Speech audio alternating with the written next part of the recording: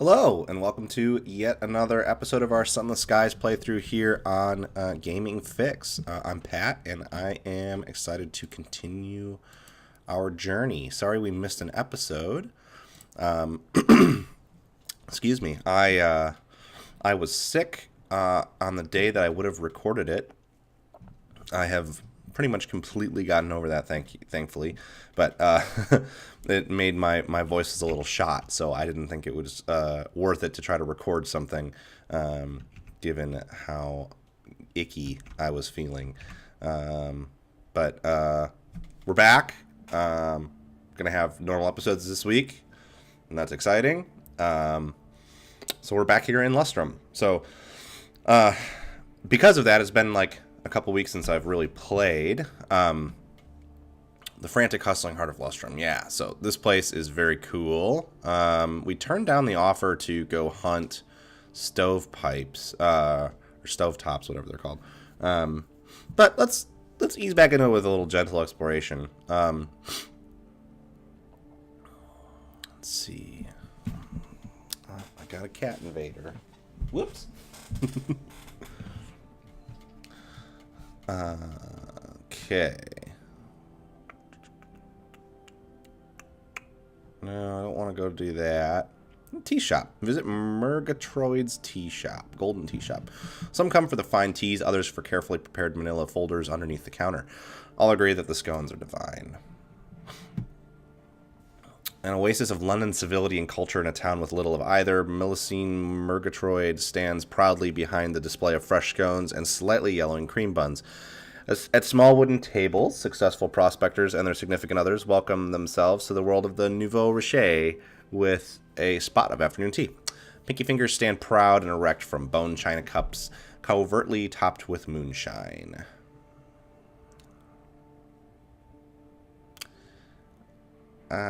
Yeah, enjoy a lovely cup of tea. Let's see what this does. A reminder of proper civilization is a thing to be cherished, especially out here in the Reach. Milicine's maids hurry around, serving a clientele more used to bellowing at bartenders than sitting politely with exquisitely cut cucumber sandwiches. Eventually, it is your turn to be served. You are invited to choose your preferred blend. Eleutherian gold. Looks like tea with the occasional sparkle. A single sip and you feel slightly dizzy. 2 sips and you struggle to find your legs. The sense of pleasurably disconnected bonhomie lingers for a few hours. I don't know if I said that word right, but that's what we're going with.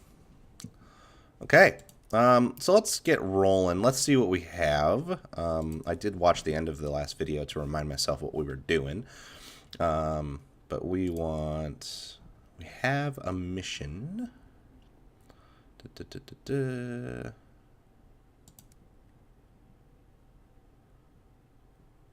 Yep. Mr. Menagerie, returning filmmaker. Yeah, Hybris. That's where we're going. Cool. So we need to find Hybris. I was originally thinking we might explore around a little bit too, just around here. This is the place I don't want to go, but we may as well see if we can connect to the west over here, just to get the routes down. And we've got money, so we can afford to stop back here and pick up some supplies. Oh, kitty. This kitty is really interested in everything I've got going on. So, yeah.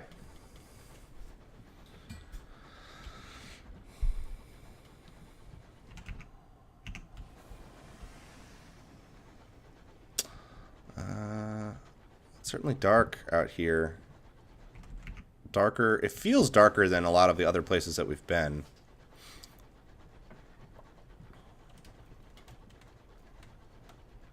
Oh, kitty friend's back. I don't think he's going to rest until he gets to involve himself. Well, so just Tackities. The claim fields. Let's see where we're at. Okay. Okay.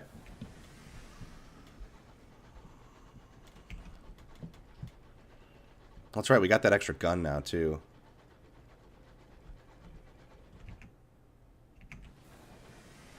So yeah, we'll probably just loop down here, cut around, come back up to Lustrum, pick up some supplies, and then maybe head back to New Winchester to start from there. before we go down to the southeast. Complete that mission. I'm kind of thinking what I'd like to do is continue in this haven area until I have enough resources to pick up one of the higher level trains. Ooh. Glinting thing. Oh, mining. Okay. Whoop. Don't scrape the paint. Sullivan Sights. I'm thinking I might try to play around in here until I have enough. Oh, that's...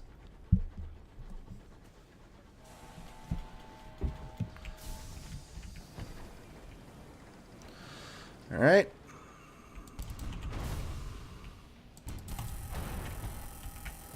Yep.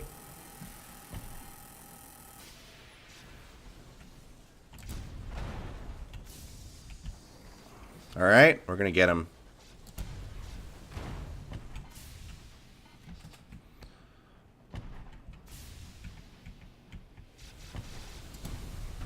There we go. Whew.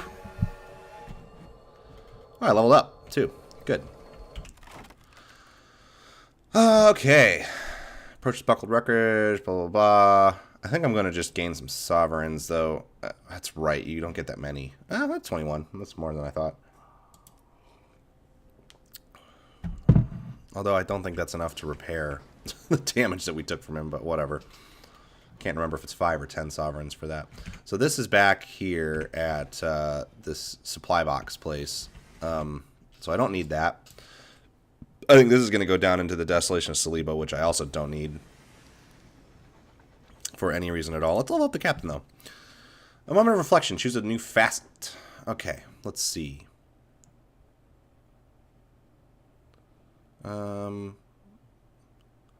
I would like to raise my hearts a little bit, I think. So I'm going to go with Haunted. Yeah, because we can raise mirrors, potentially. You are plagued by the past, by some guilt or sin or old ordeal that will not let you rest. What is the nature of the haunting? Ghostly presence, a chill on the window, a breeze when the window is closed, a pressure on the edge of the bed as if someone was there, was sat there as you slept. You are not alone. Nightmares, visitations. You find no respite in sleep. When your eyes close, your nightmares climb down from their spidery loft, and if in the morning the crew won't meet your eye, you know you must have cried out in the night. I love the writing on that one, but we're going to go with a ghostly presence because I like that one, that concept more, and it goes better with wanting to get mirrors anyway. So we'll take that. The leveling system in this game is so cool. I love it so much. It's an extension of the best parts of what this game is, with the way that it kind of like gives you that little narrative hit. I really, really, really adore it. So there's more asteroids to mine. Or I shouldn't say asteroids, probably. Rocks to mine. There's a wreck. See if we can salvage to clean up. Stripper for repairs. Yep. And of course I crash into it. I'm an idiot. Okay. That's funny. So I'm not going to go down this little thing here. I know where that leads. I am going to go to the south of Lustrum a little bit just to see, make sure that my hunch is correct, that hooks up there. I feel really good about the amount of exploration we've managed to do, like, in this region. Like, we've seen so much of the map, which is very cool. It changes when you start a new game, too, so it's kind of neat, because, you know, if we die and I decide to keep playing on my own or whatever, do other ambitions, then you kind of, you can still, you get a new map. Wish I was a little faster. That's something I'm interested in getting, is a faster engine. It's one thing about this game that I believe it was Rob Zachney from Waypoint was saying, is that it's a little bit, like, everything moves at such a slow pace. I swear. I love that cat, but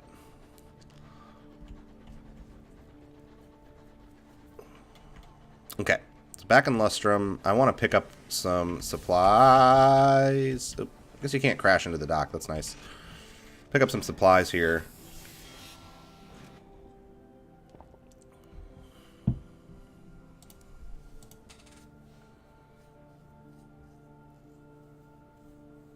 Oh, yeah, that's right. I need to supply packs of munitions, too.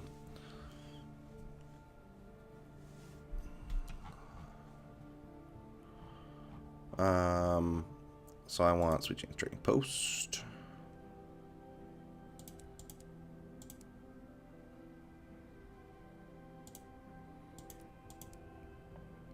I've heard people talking about how how it's frustrating that you're yeah, I understand. It's frustrating that your fuel efficiency goes up as you weigh less. I don't think it's that big of a deal. I don't think it matters that much. Like, I mean, it matters, but if you're weighing your hold down with fuel, I don't think that the fuel is going to be more valuable hold space for fuel efficiency than, like, you shouldn't run like 3 cargo and 2 fuel. You should run 3 cargo and 3 fuel. Yeah, so that goes down into that hellscape. Sorry, my voice caught because I'm so upset by it. What's down there? Let's see what that is. Ooh. Okay, we're leaving. I promise you, I am getting the F out of here. Don't you worry, Scribe Spinster. Ooh, okay. Huh. Well, at least we know how that links up with the Desolation of Saliba. I don't like that area. You may be surprised to find out. Excuse me, I'm kind of phlegmy for some reason. Ugh.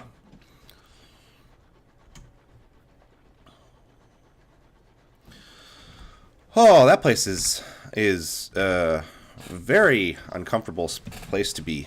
I do not like it at all. Not at all.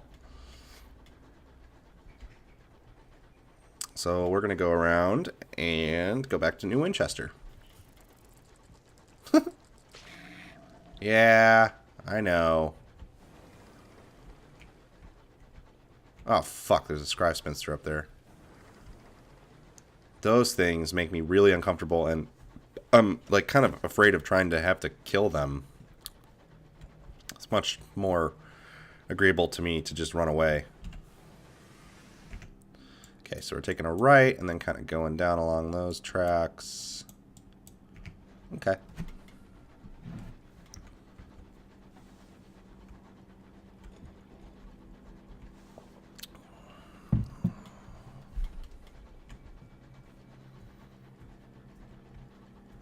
One thing I kind of wish you could do is set sort of a GPS style, like, I guess the navigation is part of the game, right? Like, that's something that is intentionally, you know, you have to keep checking your charts and stuff. And I respect that.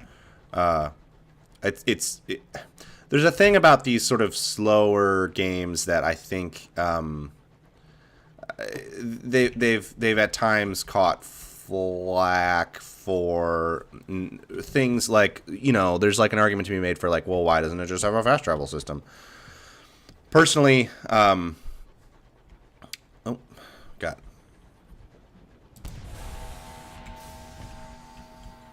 Personally, I don't have any problems with the fact that it doesn't have a fast travel system. That would be antithetical to what kind of game this is. Ooh, fuck.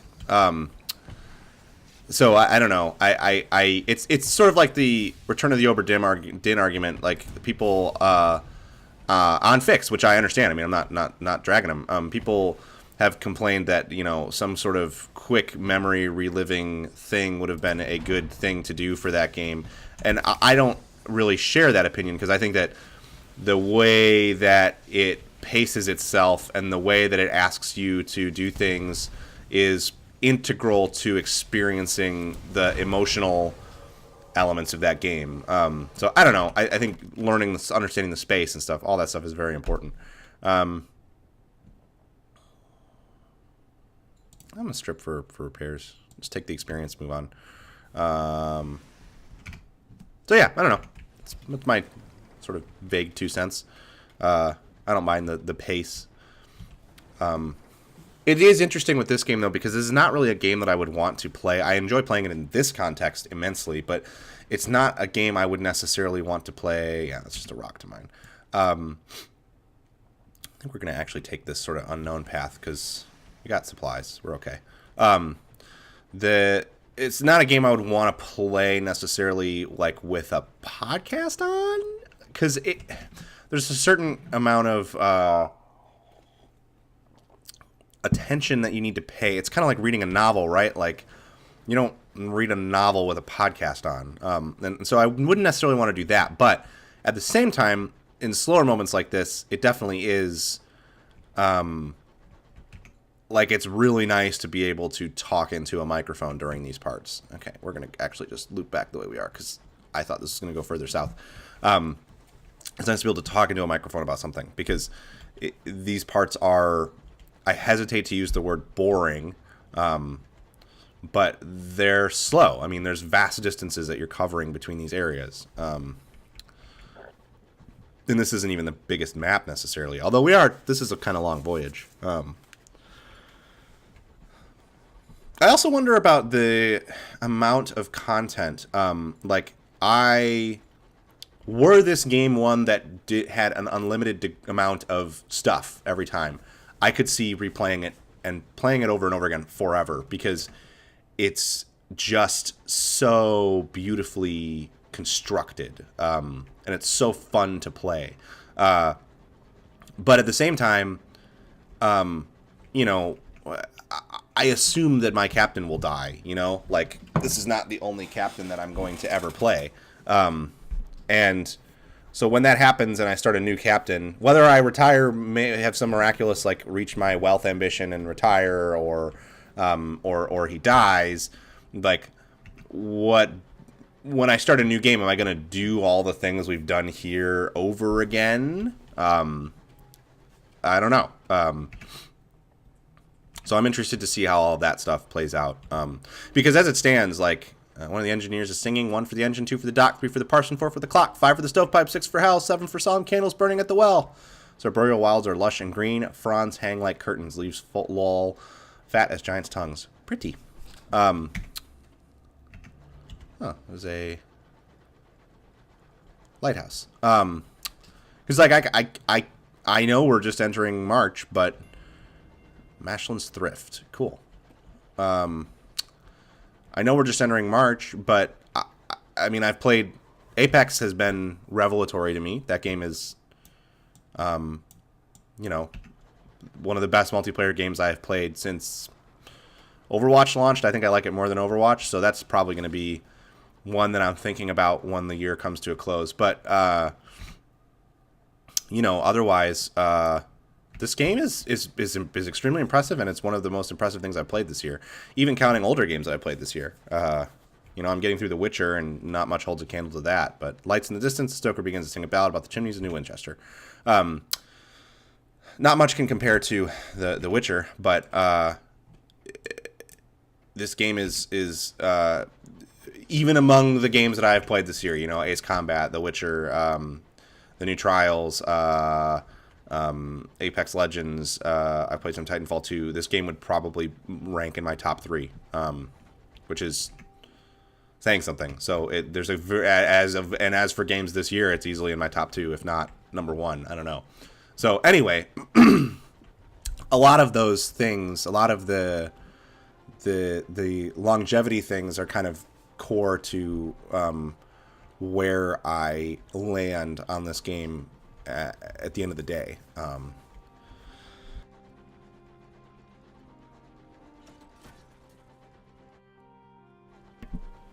Oh, sorry about that. Trying to clear some of this gunk out.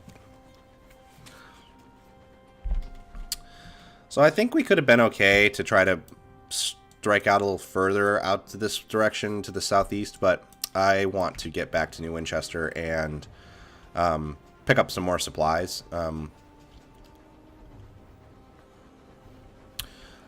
actually, even though we have a lot of sovereigns, I'm feeling the burn a little bit of, you know, I want to make sure we're doing some money-making activities. I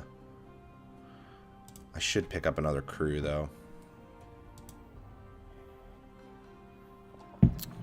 Yeah, it's fine. relook at this. Oh, yeah, yeah, okay.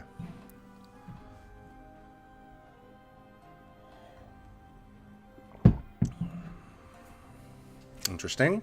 I'm just kind of looking at these because I do want to jump up at some point. I probably will want this Bedivere class escort. This is like, I assume the Moloch is the end game. I assume these are the engines. Maybe there are other ones in other regions, but I'd be surprised if there were more. Given how much time you spend in each one, I mean, we'll have spent 10 hours in this one probably before we upgrade, so. But this Bedivere class escort is probably the next upgrade, because I don't know what these stats actually, I can infer what they correspond to, but I would like to see, I don't even know where they sit. Obviously this is armor. I assume that's like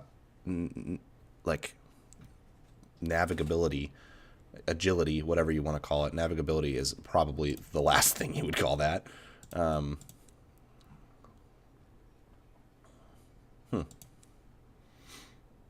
don't know that there's a place to really look at the stats of your vessel.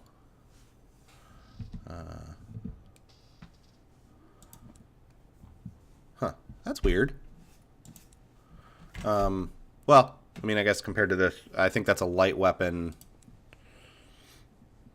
Yeah, like a light weapon slot. Oh, these are number of slots. That's what it is. Got it. Okay, those aren't stats. So there's a plating slot. So it doesn't have a plating slot, but it has an extra bridge slot. So let's look more at this. So something I don't think I was fully understanding. So that uses like a missile slot, or a heavy slot, whatever, large weapon. And then additional cargo bay. Shielding gives you additional armor, but that's health points. So that uses whatever this slot is, auxiliary slot. What is the mining? Oh, so the mining array uses an auxiliary slot. That's interesting. I, for some reason, assumed it would be a weapon slot because of all the space sims I play, but interesting. And then, quarters. So it seems like the only thing you would use bridge slots for is quarters. Because this is quarters, yeah. Interesting. Okay.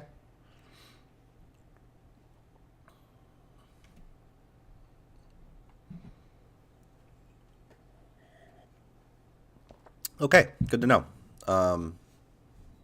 So I'll probably seek to upgrade this one as much as I can before I move to another one. It's like a blunderbuss flak thing. I should have bought one of those to stick on to here. That would have been a good secondary weapon.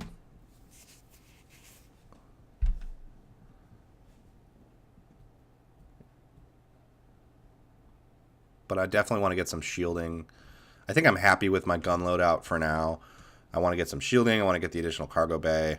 And then, I guess, cabins. But that's the thing, is I don't know... I don't know what crew really does for you. That's the only issue. In fact, let me open the tutorial. No? Okay. Maybe I'll look that up between episodes. I don't really know what crew does for you other than that if you don't have the minimum amount, then you start running into problems. And they start to, like, your terror goes up more or whatever. But I haven't been losing them in mass. I've been losing them in very small numbers. So it hasn't felt like I've needed to invest in getting more, you know. Okay, so let's pick up some more. Let's pick up one more fuel. And then 3 more supplies. Again, I'm already getting anxiety about only being at 800 sovereigns when we were flying by the seat of our pants for multiple episodes. But sometimes it feels like we're treading water. But I shouldn't think that way. I explored a bunch of stuff up there, so that's great. And now if we ever need to go back to Lustrum, we know where it is.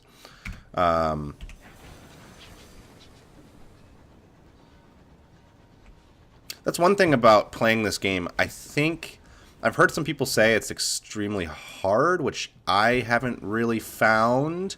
I've had some sticky spots, but I haven't really been like, oh no, this is so difficult. So I think one thing about this game is you should take it very slow. Definitely. Bancroft's Forum. Because slowly exploring the map levels you up, and you don't get into super dangerous situations that way. Always having a thing that's going to make you enough money to get to the next, to buy the next set of supplies, do the next thing, and then you eventually start to kind of hit it a little bit bigger. I like the way this just falls away down here. I think all of that is a useful thing to keep in mind. I think also learning the logic of how the maps lay out is really important. Oh, I can't hit that. Because then you don't run into as many situations. Spores float by, carried on an aimless breeze. The Hybrian winds are gravid with fungus. Gravid? Cool. I love the way the tile set changes, too. It's interesting.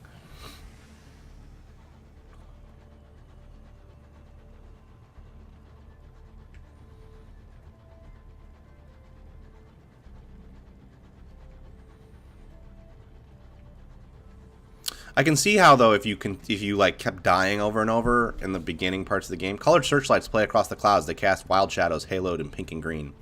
I can see how it would be extremely frustrating. What's all this? What are you looking at here? Is this it? Oh, that's cool.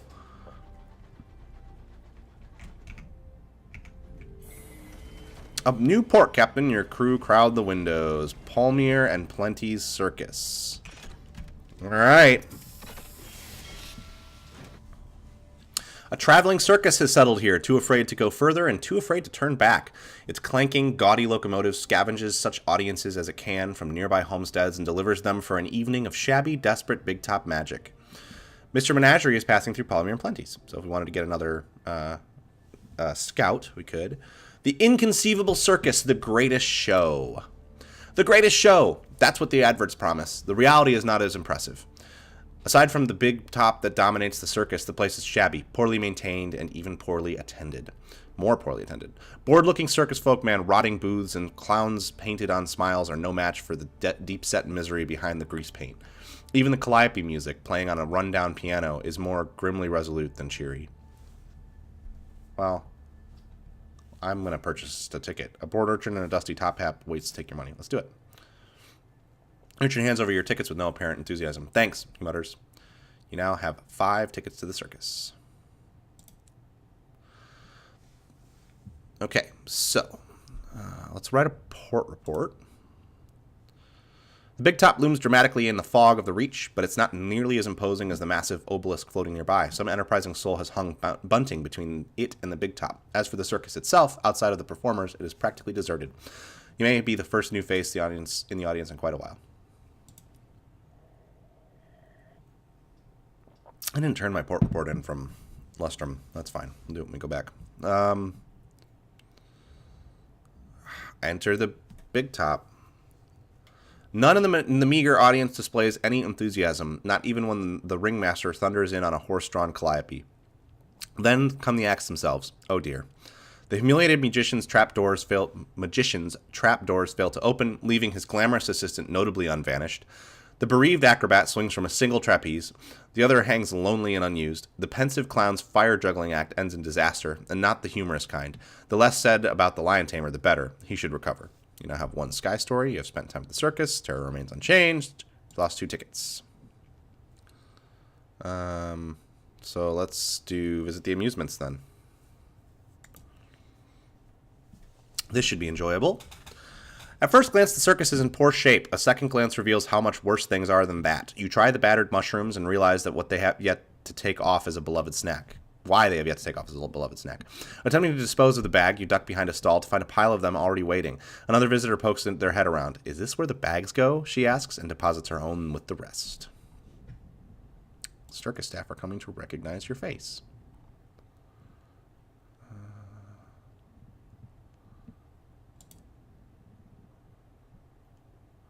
Back in blank. How useful.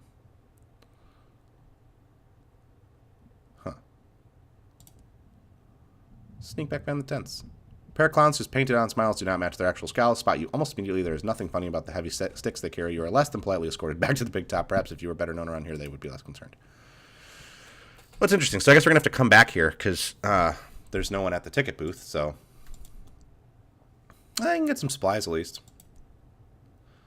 I don't really think... oh, they're selling ours for cheap. I don't think we need to get more. And I also think we're going to call it here for this episode. I hope you've enjoyed yet another look into the Reach. I have been Pat for Gaming Fix, and we will be back with another episode later this week. Thanks so much for watching.